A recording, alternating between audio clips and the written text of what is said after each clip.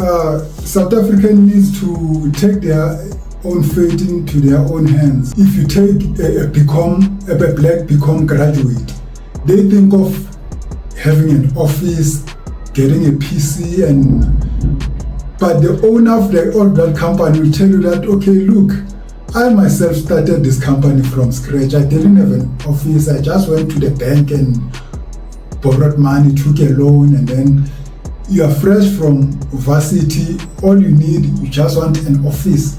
You just want to be a manager. But I started from the bottom. Focus on those who have entrepreneurial skills. What support are we giving them?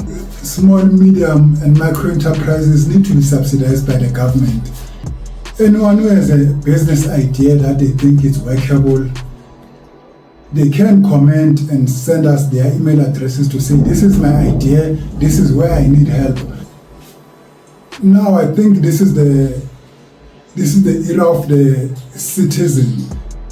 The citizen should be more proactive and take their fate into their own hands and say, we are going to do it by ourselves. We are going to do whatever it takes.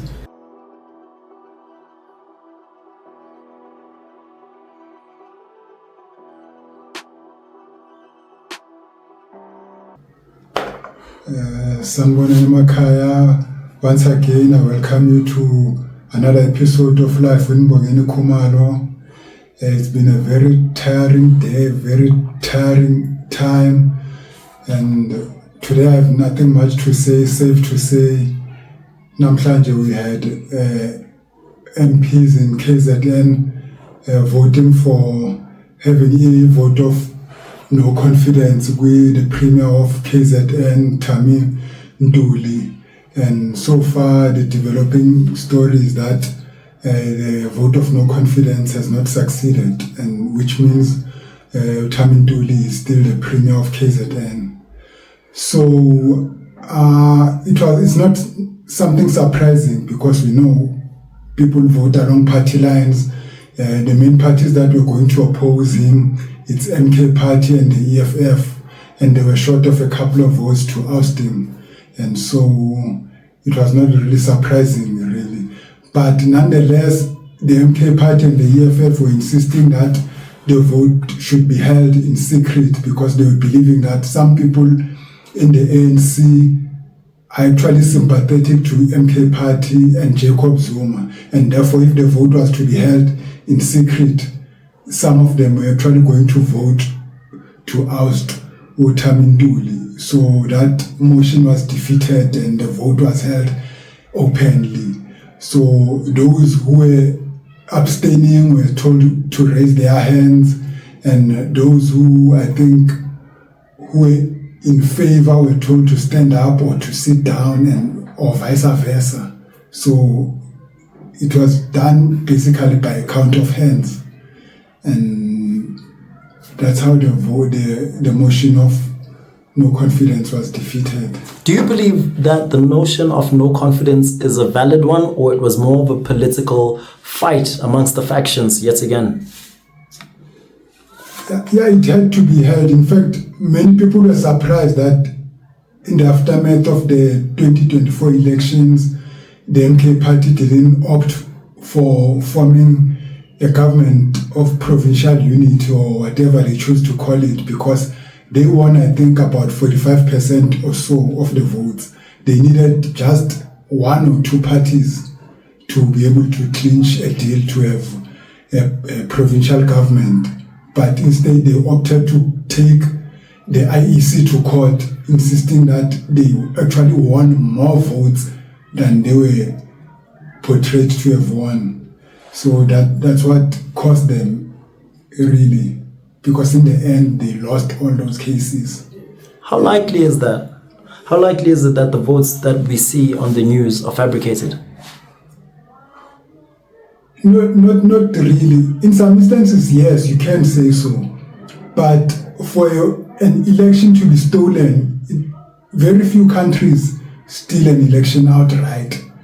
If you have the numbers and people vote for you overwhelmingly, it is not that easy for your votes to be stolen.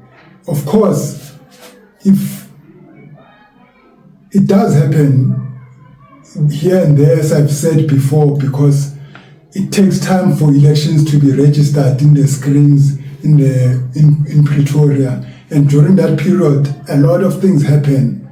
And in some instances also, you have voting stations where some parties do not have election observers, and a lot of things happen there too, and ballot papers go missing.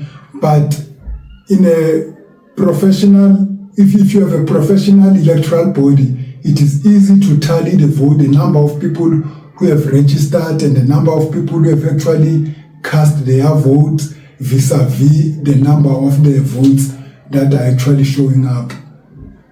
In some countries, though, you have people who are dead, who are still kept in the voters' roll. That, again, is relatively easy to pick up if you have election observers, not only from within the region, but from other parts of the country. But what can you say? Well, South Africa is a very corrupt country or government, by nature. Do you think that the ballot system still is relevant today, or we should maybe move towards digitization, dangerous as that might be? In fact, the digital electoral system is the least trustworthy, because sometimes, as we have seen in previous elections, sometimes the screen just crashes and it goes off. And then when it's reconnected, new figures appear on the screen. So, but I think to have a fraud-proof system, you just need bodies that would observe elections from different parts of the world and from different political or ideological persuasions.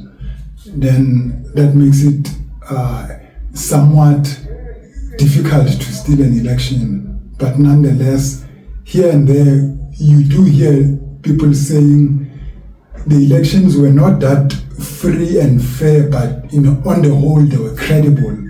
So there are degrees of fairness and freeness and the level of credibility. And there are elections that are outright stolen, that not even local electoral observers can defend. So, but so far, I think we have not yet tested our electoral system to the limit. We have not yet pushed the envelope to the limit to be able to say either the elections are credible or not credible, free, fair, and...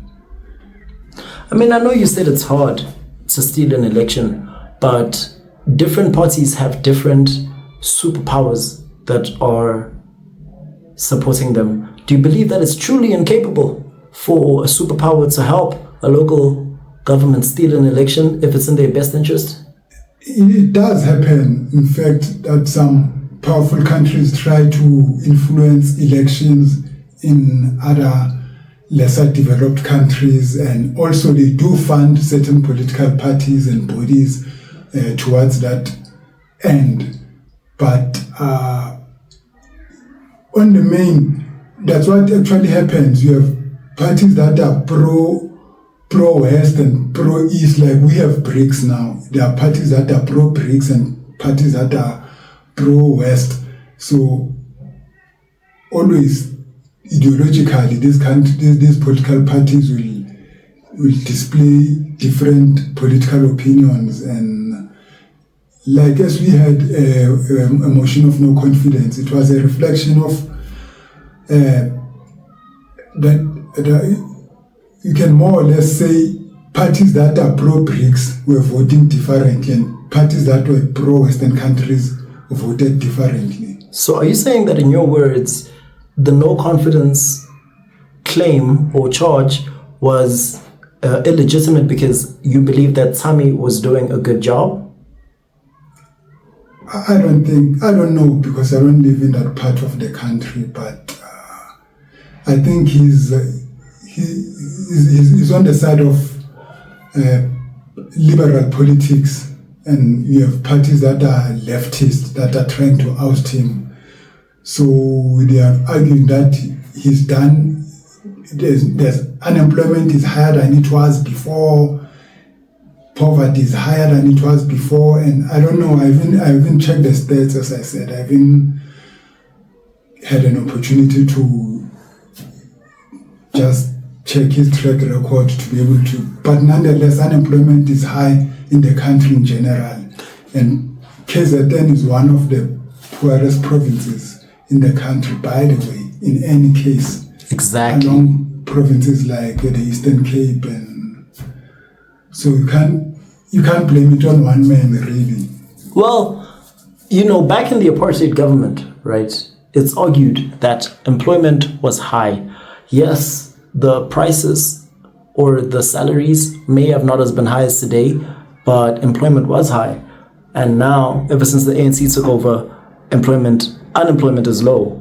Unemployment is high. So is it impossible that unemployment was planted by those that were not happy to see the apartheid government go? Because those powers still live. In fact, unemployment was lower under apartheid, but the rand was stronger, even though the salaries were low. But a rand had more buying power because the economy was strong then.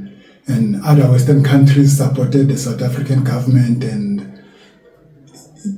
it was the economy was stable for Western investors. But nonetheless, when the ANC took over, you had capital flight. Investors took their monies out of the country, and you had black economic empowerment coming in, and it was used as an excuse not to invest more. And those who did invested in parts or in sectors of the economy that were not creating jobs. So you had some time around the early 2000s, you had a growing economy, but an economy that was growing without creating jobs necessarily. How? So you had jobless growth. They were investing in sectors, unlike they were not investing in manufacturing, they were investing in tertiary sectors of the economy. So those sectors were profitable but not employing more. The sector, to be able to have or lessen unemployment, you have to go for sectors that are labor intensive: manufacturing, mining, farming, the fisheries, and so on and so forth. But they opted for the sectors of the economy that require how can I put it, that require a certain level of expertise and fewer individuals and that were technologically driven than, the rest of the population. Do you think that was a mistake? It was argued that the reason why the country experienced such high levels of unemployment is because we lacked the skills that were required by the economy, or a 21st century economy.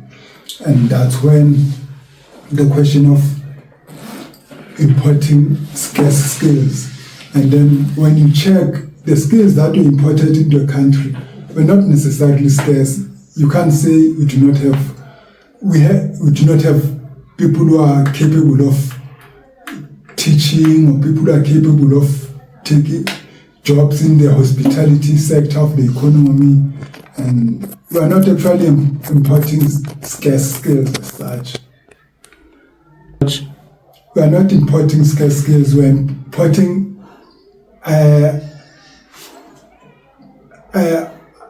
and we are not importing scarce skills, we are importing people who are actually taking jobs from people who the unskilled labor market. We are importing people from countries with very little levels of skilled labor, and they are taking jobs from the lower sectors of the economy, the hospitality industry, mining, in farming sectors and the like. So even we are told we need teachers to teach mathematics and engineering. I believe that we have unemployed graduates who can fill those vacancies. So I don't see people coming with scarce skills that we do not already have. So why would the government do this to its own country? I think it's because they owe certain countries certain favors. So because they too have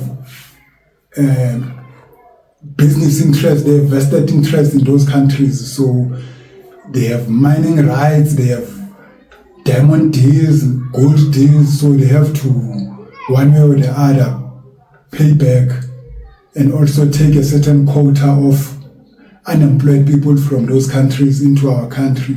What about our unemployed people? Do you think they have a chance at all at any sorts of acquiring a living under these conditions? As the business sectors in South Africa are arguing that our unemployed, our population is expanding, our unemployment, how can I put it? They are unaffordable, so to speak, because of, for one, they require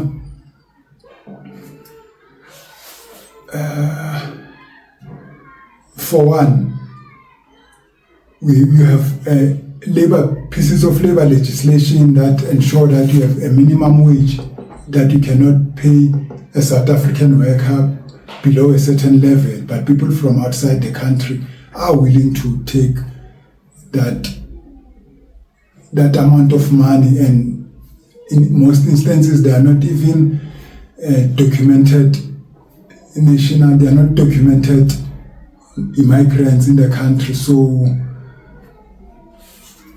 big business earns more for less. How is it possible that the government doesn't do any sorts of testing or vetting that companies don't do this? Because surely it's a crime, is it not? It is a crime, but so far what I've seen, they are arresting people who are found to be working in these factories illegally and not penalizing those who employ them.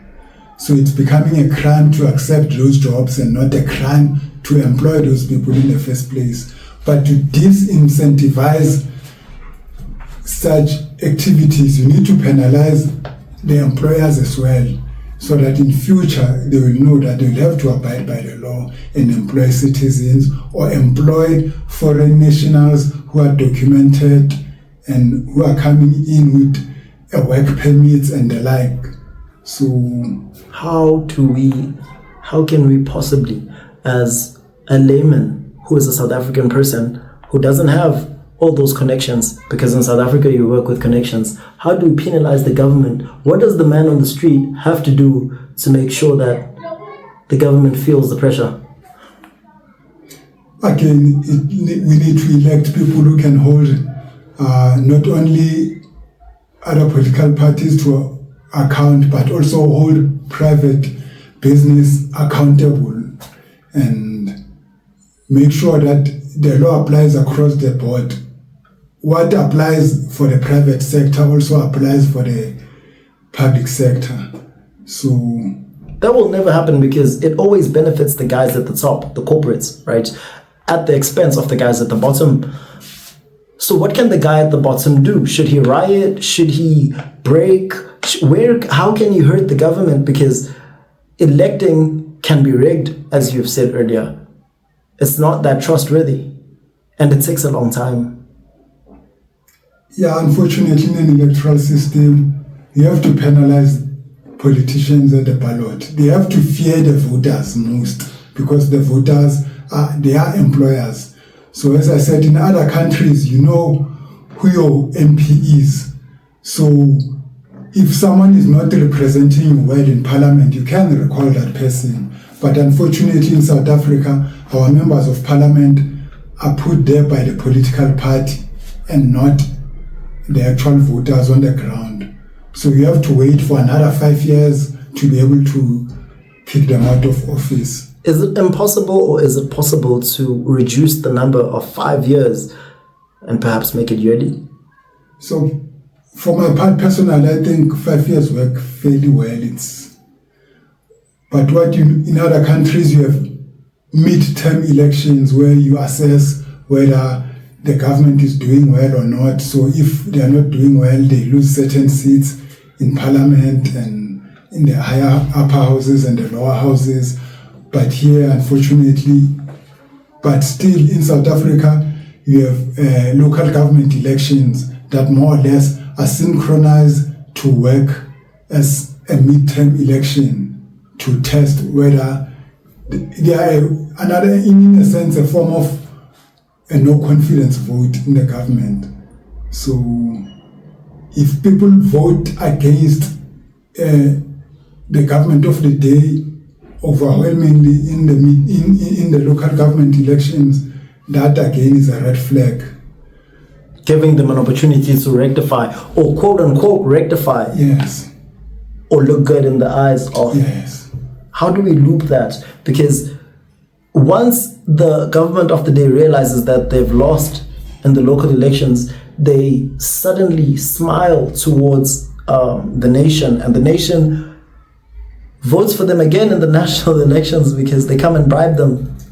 Because personally, I'm surprised that the ANC failed to gain 50% in the last election, because normally what they do, come election time, they distribute groceries. Normally in election time, you have expanded work, public program, creating short-term jobs, and you have the ruling party or the dominant party distributing groceries to the poor, and after elections, the programs come to an end. Isn't that sad?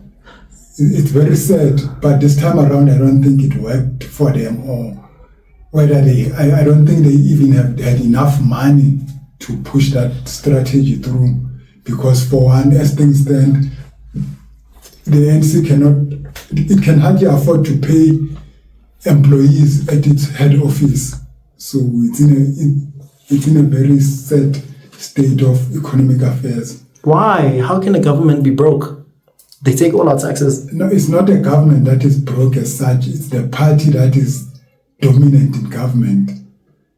Because I guess from the previous elections up till now, the reason is that they cannot actually issue out tenders as they used to, because now they are in a government of national unity. They are being observed by other coalition partners.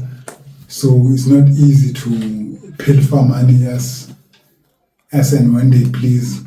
I like that you brought up the GNU. Do you believe that the GNU actually has made any difference at all? Because you find a voter who voted for a party thinking that this party will make a difference. However, the party joined the ANC. Are these all not one big happy family that wear different uniforms to fool the public? Because that's how it's starting to seem. Well, as I said previously, you need political parties that share the same political programs, the same political policy outlook. Do you believe the ANC and the DA share the same political outlook? Not necessarily. Yet here they are. Some people say the ANC is center-right, but it wants to believe itself to be, it sees itself as being leftist. We know obviously that the DA is center-right, or as some people would say, it is on the right of South African politics. But the ANC historically, being a former liberation movement, it has to be on the left. That is why, as things stand, the South African Communist Party is arguing that it will contest elections independently in the upcoming elections, independent of the ANC, because traditionally, as they used to call them, or as they still call them, they are a tripartite alliance. It's COSATU, SACP, and the ANC, and other civil society organizations. But for once, the South African Communist Party will stand alone in the elections. It will field its own candidates. And surprisingly, I was expecting that, or maybe that is yet to follow, come next year's elections, because the reason why Jacob Zuma was expelled from the ANC it's because he came out openly that he was not going to vote for the ANC. He was going to vote for an alternative political party. So now we have members of the SACP. Many of them hold dual membership, that is, they are members of the SACP as well as members of the ANC, arguing that they are not going to vote for the ANC, which is the umbrella body in the Tripartite Alliance, but instead they are going to vote for the SACP. So it stands to be seen if they will be penalized for that, or if they will be expelled, those whose subscriptions are still valid. My question remains, you say the ANC can only be punished via voting them, or punish them at the ballot. The polls. My question is, who is the party to vote for which will actually bring South Africans' unemployment up? Because it seems as though all these people are one big happy family and will do exactly the same thing that the ANC will do. Hence, people re-vote the ANC all the time. Yes, most of the time you have people who are traditional ANC voters will argue that if they're unhappy with their ANC, with their leaders in the ANC, they would rather not vote altogether rather than vote an alternative party. Let's say they did vote an alternative party. Which is the party, do you think, that would not we never believed that the DA could ever form an alliance with the ANC. People took their votes away from the ANC to vote for the DA, the same DA that went on to behave the same way and form a coalition with the ANC. Now the voters have lost confidence. Who else is left there to vote? Who will not join the ANC? Because we've seen their strategy. Their votes did not just go to the DA, they went to the EFF, and I think the MK party was a major factor in the 2024 elections.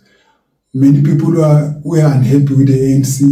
In fact, even now we have people who are sympathizers, as they were arguing that they wanted to have their vote to be held in secret because they believed that some of the members of provincial legislature, given a chance, would vote for the MK party if they were allowed to vote in secret. So the day we know it is the party of business. And they argue that for them to be able to create jobs, they need to strengthen the business sector. And they need to be business friendly, if we may put it that way. And then by being business friendly, investors will gain more confidence in the South African economy and invest more, and consequently ordinary citizens will be able to get the jobs that they seek. But some people would argue that that's neither here nor there, and some people would argue that given that the electoral support of the DA is now largely from the working class of black society, therefore the DA will need to take a little shift to the left, but I don't know if they can manage to do that. What does a business-friendly election party look like? What is business-friendly? Business-friendly means you'll have to advocate for the scrapping of the black economic empowerment, advocate for the scrapping of the minimum wage, and put the interest of big business before the interest of the laborers or the working class. What do you think of scrapping? So in a country, in fact, originally BEE was a temporary measure. In fact, all affirmative action programs in other parts of the world, they are temporary measures to gain some level of redress given past inequalities, to ensure that people compete on an equal footing.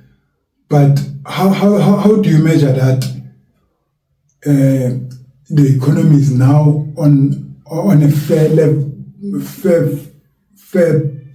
of the field is now fair for everyone to compete equally? How do you measure that? It's not that easy. Hence, do you think that the BEE should be scrapped or continued? For my part, I think black economic empowerment is actually benefiting the elites of black society and not the poor. So even whether you continue it or you discontinue it, is not going to, unless you alter it drastically. So it has to be a bottom-up approach, yes. My question is this, subsequently, right? If we vote the DA in majority, do you believe that it will do better towards South Africa, since our current measures of BEE and minimum wage are not truly helping the average South African? If we vote the DA, do you think that the country will be a better place in terms of unemployment, since BEE will be scrapped and no more elitism will happen?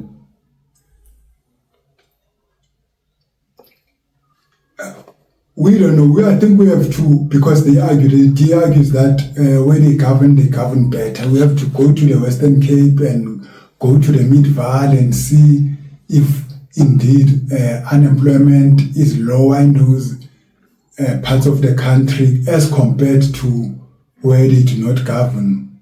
So if that is the case, then I think the electorate will have to reconsider. But so far I think unemployment overall is more or less even across the board. Is there a way that the local man can combat unemployment except for the ballot? Because everyone knows that the ballot doesn't really make a difference for the man on the ground. It's for the elephants above.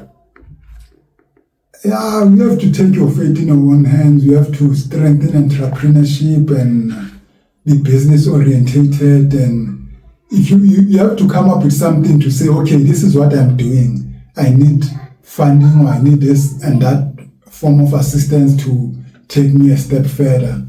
But if you need, you have to be along. The government has to find you doing something along the way. Do you believe that an entrepreneur from Ekasi truly needs a subsidy or help from the government for them to, grow, expand within the country and hopefully even globally, or can they do it independently? In fact, I think most of those who've made it, they've made it with help from government funding. Most small, medium, and micro enterprises survive with help from the government, and most small black entrepreneurs are actually supplying their products or services to the government. So if you cut that funding and you are in actual fact killing black business. So many people who supply, say for an example, public hospitals with vegetables and fruits, are actually small businesses. So if the government does not pay them on time, they're actually killing jobs in those small sectors of the economy. But if that were true, then how is it possible that Pakistani people have managed to begin their own economy without the help of the government? Or are you alleging that the government is involved in their uprising, especially in the Kasi economy? You mean the Pakistani? Are you talking of Pakistan as a country, or Pakistan-owned small businesses? The small microscopic to medium enterprises which Pakistanis own in South Africa and have taken over from previously owned by black people. Those have actually driven our local entrepreneurs out of business, because for us, running a spaza shop is actually a family affair. But for them, they buy in bulk and then they get discounts, and then they're operating like a chain store. Now, what's stopping us? Why do we always have to depend on the government? That is why foreigners call South African black men or black people lazy because they rely on the government for everything, and the government has clearly proven that it's out here for its own interests. In fact, the very term spaza actually means micro, or it's like a tuck shop. Everything, traditionally, how spaza shops began, you always sell small items that people forgot to buy at the supermarket. A few grams of sugar, you know, those small items, those a small packet of tea and the like. You do not sell bigger items. And even when you buy your bread from the bakery, it's usually 2 or 3 crates, and then because you do not expect it to last beyond the next day, and but here are the clientele is very small. Here are Somalians. That's my argument. Here are Somali people, Pakistani people, Indian people, Bangladeshis who have seen beyond our initial scope. Again, spaza shops usually are more expensive than the supermarket. So you opt to go to the spaza shop because the supermarket is far away or the mall is far away. So you go to, say, if you buy a liter of cold drink for, say, 20 rand at the supermarket, the spaza shop will sell it to you for 25 rands. So what these other foreign-owned spaza shops are doing, they buy in bulk and then reduce prices, and by so doing, they're driving local spaza shops out of business. I'm saying that these guys were clever, where South Africans were lazy to think. What's your counter to that? Okay, do you agree that South Africans need to develop more smarts? Not unless you are saying spaza shop owners should form their own associations, and they've done it already. The foreign ones. I mean, local spaza shop owners, but I don't think it's more or less like you know, the school transport business. It started small. It was maybe you had a minibus, and then people around your area would say, no, we'd like you to take our kids to school every morning and then bring them back, and then you charge us a fee. And then from there, because different minibus owners charge different prices, it brought conflict into the industry. And then ultimately they formed an association, and they agreed that all school transport owners should charge a certain fee across the board. So that's how it was formalized. So if you want to formalize the spaza shop business again, you are going to argue that you are going to have to put them in a situation where prices are uniform across the board. And again, is that good for competition? I don't know. My question is, if Somalis could do it and Pakistanis could do it, why can't South Africans stick together like they have and buy in bulk? Because it sounds like you're saying what Somalis have done is unethical. To me, it's just being clever. It's a clever strategy, a workaround. What is stopping South Africans from not only adapting, but improving that system? I think also it's unfair competition. It's a monopoly. They're creating a monopoly. That's why even you do have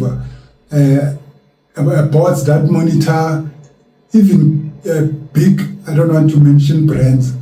We have brands that monopolize a certain sector of the economy so that they benefit exclusively to the disadvantage or detriment of their competitors. So we have to have a competition commission coming in to arbitrate whether they are running their affairs appropriately, and in some instances you have penalties being issued. So I think the same should happen in the spaza shop sector of the economy. The same should apply. We should check whether are these bona fide spaza shops or are these chain stores, as I put it. Do you think that South Africans can unite?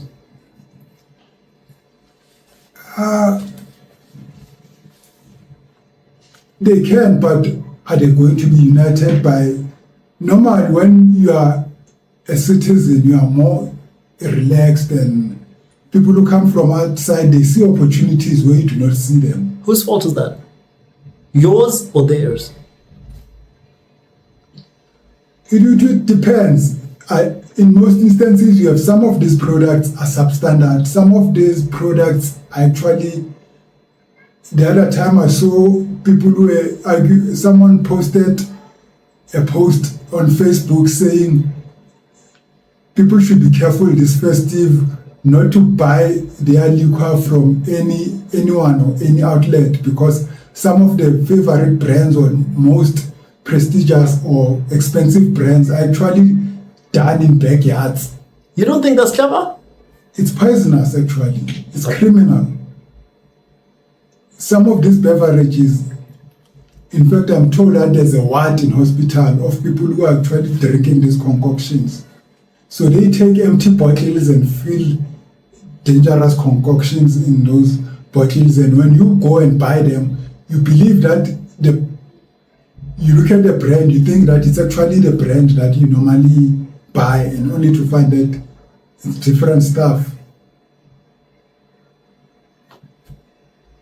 So if you buy cold drink and you buy Coca-Cola, expect it to be the exact, the quality, you expect the quality to be the same, or it should be from, I get it, but I'm saying we learned corruption from the government already. So you blaming us for making fake products when the government exploits us every day. And some people may argue that it's genius. But who's making fake products, and to whose benefit is it? Because some of these fake cigarettes come from across the border, and because our borders are porous, they bring them into our country, and then people get sick. Some of the people who come into the country illegally work with the officials, and some of the people who hijack buildings work with the police and work with politicians. They are known. These are known people. So in some instances, they are well connected, but I believe that once you fix the border question, then you'd have done a whole world of good for the country. We'll be able to allocate the resources based on the number of the people that we know are in the country. But if the borders are porous, you do not know how many people you are to cater for. Why are the borders porous? They are porous because they are not being policed. I'm asking why. Because the defense force is not doing its job. Is that intentional or unintentional?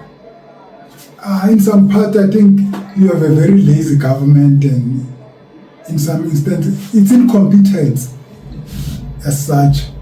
And now they have a border management authority. They have drones even to monitor the situation, but still they are struggling.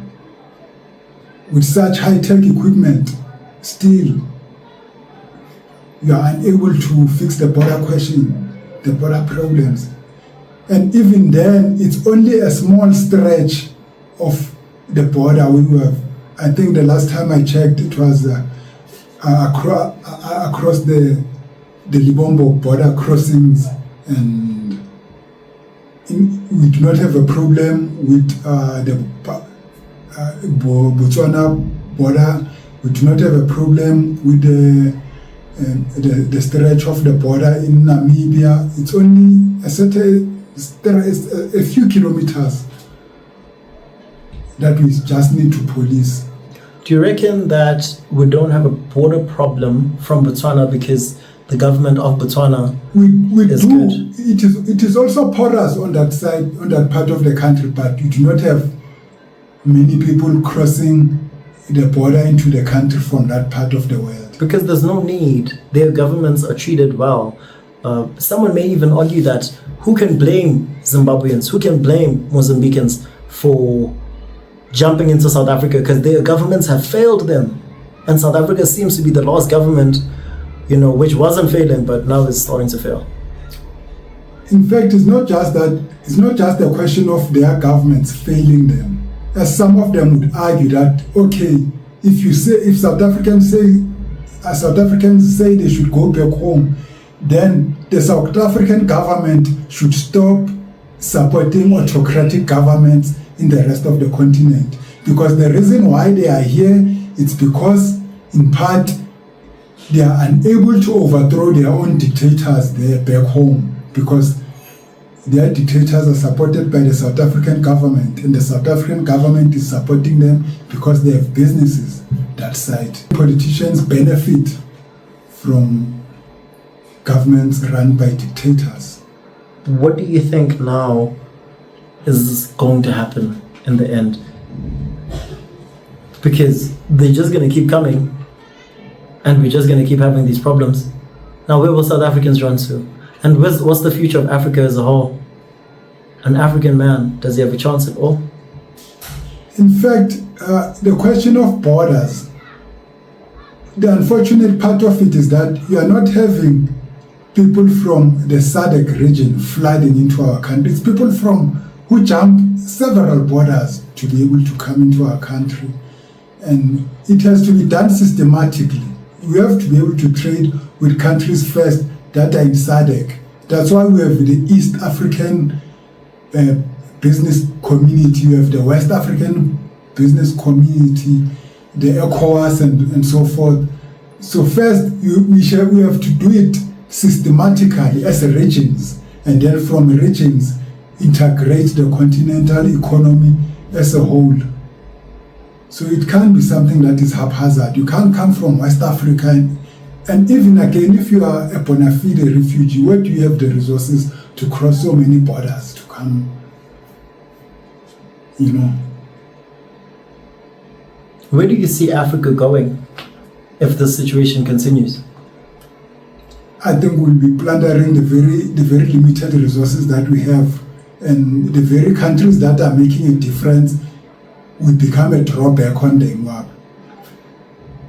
We are renewing their economies.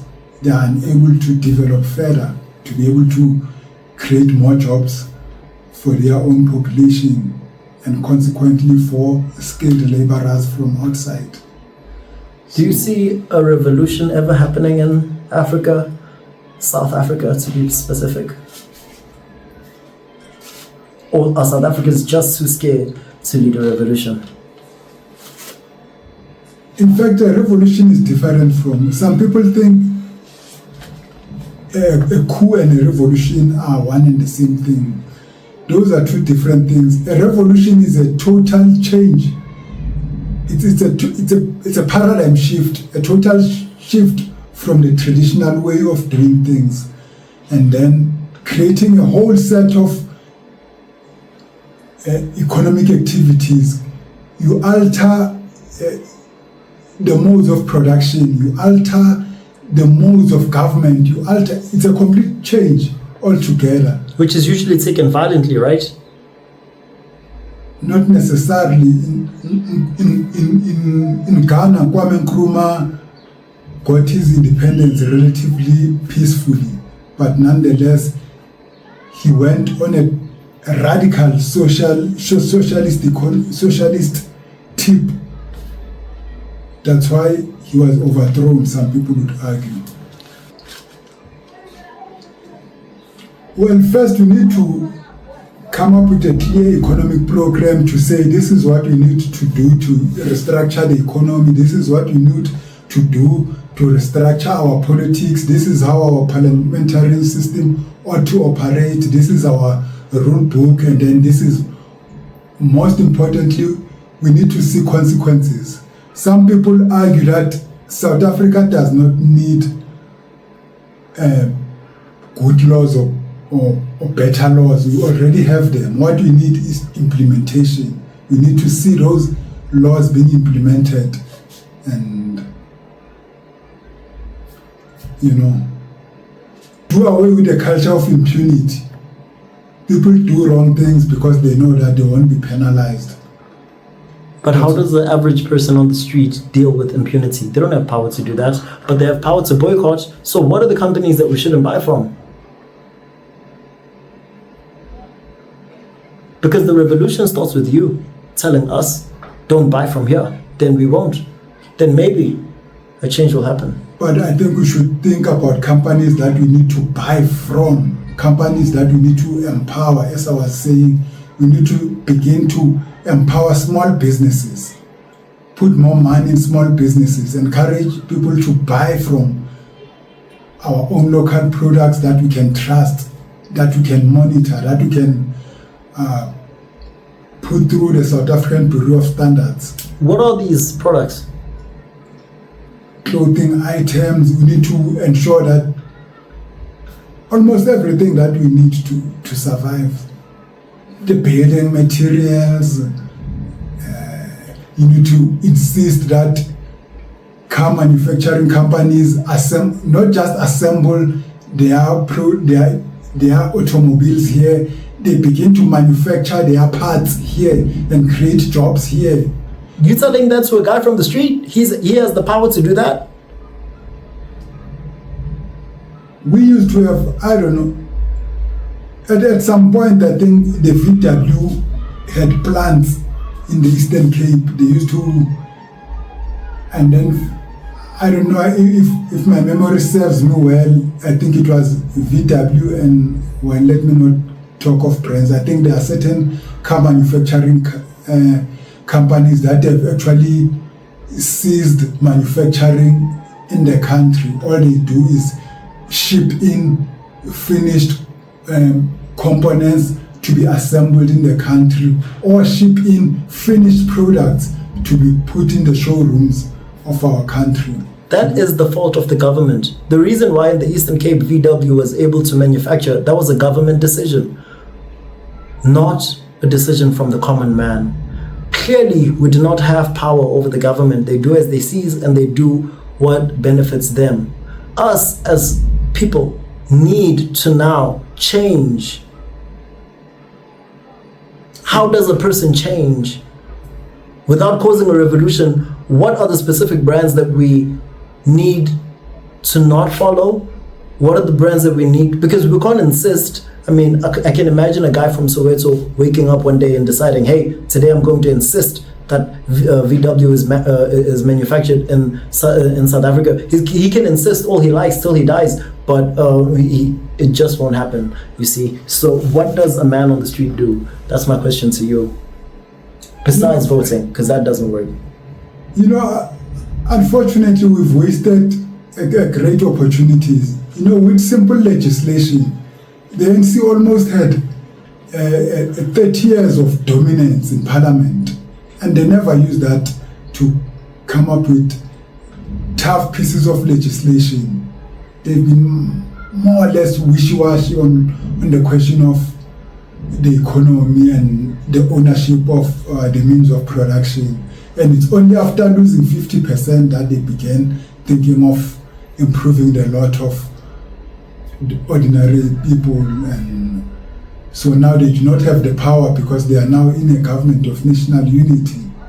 So when they had the power to make a real impact, they chose not to. They are benefiting from our discomfort. So why put our trust in them instead of ourselves? And also, as it has been said, they measure their success by our poverty. They see their success through looking at us and seeing us in a desperate situation, and then they can say, okay, now we've arrived. What do South Africans need to do? As I said, South Africa needs to take their own fate into their own hands. And there was a time, I think, we had mini markets. I don't know what became of that. We have maybe every Saturday, you have people coming in, people selling perfume, people selling t-shirts and different types of products.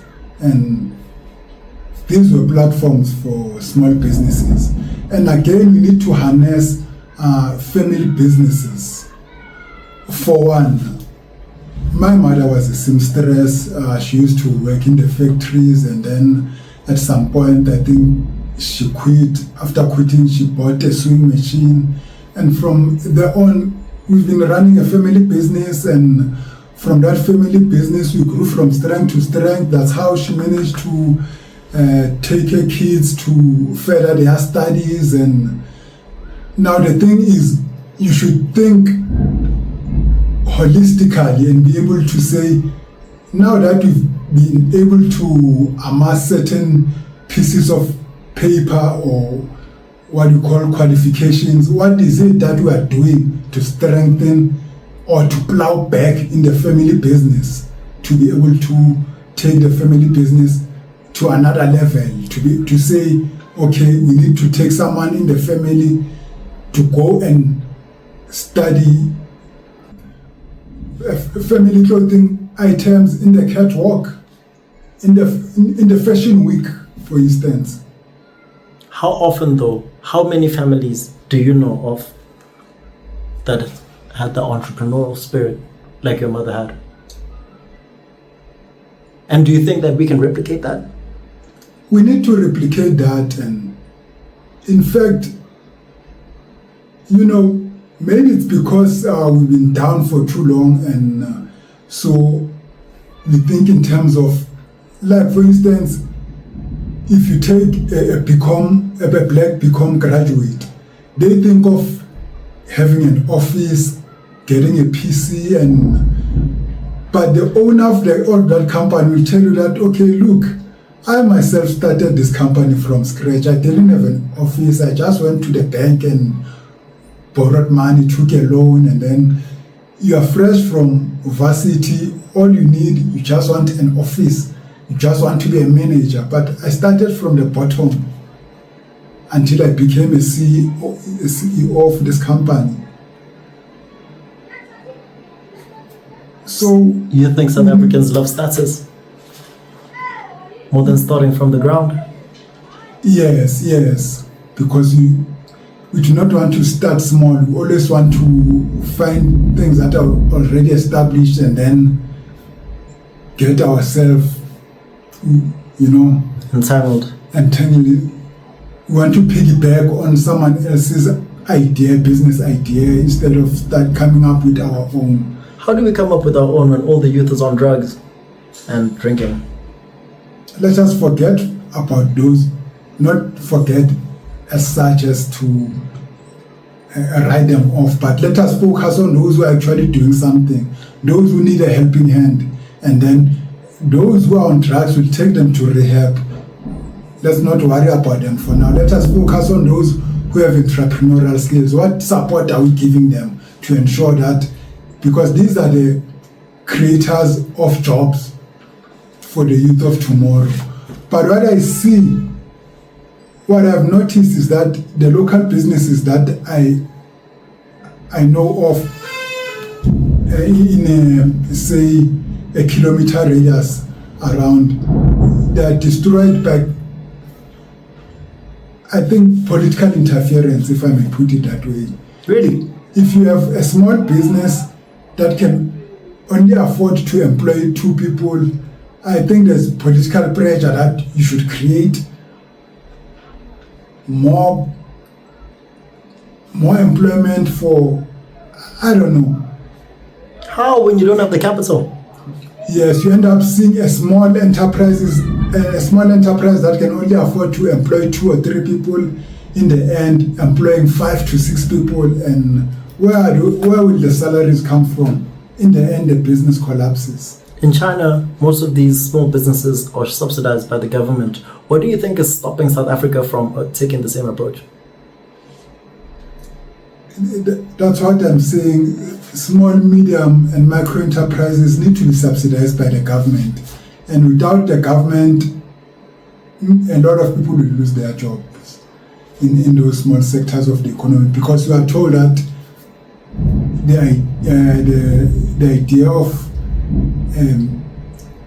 a nanny state is now dead. People should create their own. The government does not owe you a job. You need to create your own job opportunities. But for small enterprises to flourish, they need a helping hand. For small enterprises to be able to create jobs for young people who are out of school or out of training institutions. They need funding, and where will that funding come from? The government is not going to give any funding. I'm just going to just break the bubble and the surprise for you early. And most funding institutions out of the country will tell you that they cannot, the money that they have for such project, they are channeling those resources to the state, and the state is not channeling the resources to those who actually need those resources. Would you, if all that state money came to you and you had the opportunity of pocketing it for your own self and family, would you channel it to the state? Naturally, you wouldn't, unless you have a really high moral compass, right? Now that they're not doing that, what's our resort? Because it's a failed government and we can't vote them out. But I do have hope that because 2 heads is greater than 1, 5 heads are greater than 1. So if we combine our ideas and try to brainstorm, and we can come up with better ideas and better solutions. Well, I think to make it more systematic, let's say anyone who has a business idea that they think is workable, they can comment and send us their email addresses to say, this is my idea, this is where I need help. And we can see if there are certain relevant institutions that we can refer them to, and, you know, and then we can take it from there. I believe to take it to a practical level. I believe, or do you not believe, that the more people leave comments about the help that they need, that there's other people that are able to help that will find the comment under your comment section and give them the help? Do we really have to rely on the channels at government level? No, I think this is the era of the citizen. The citizen should be more proactive and take their fate into their own hands and say, we are going to do it by ourselves. We are going to do whatever it takes to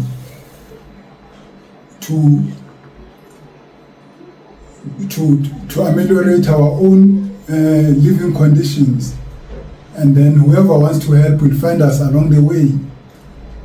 We'll do it by ourselves. How? We've been trusting politicians for too long, and politicians have not done anything for us. So how would we practically do this? We need to combine resources, combine expertise, and more people will come on board if they see that we are coming with something that is positive and concrete and something that has a direction. I'll give you an example. I run a podcast. I would be more than happy to help anybody who wants to run their podcast. But nobody has ever commented once that they need help of a podcast. There's somebody who's watching this right now who runs a juice factory. There's someone who's trying to get into the juice industry. They're watching this video. They are not commenting. The person that both these people are watching, where is a common factor that they can meet? Is it the comment section? What can we do independently?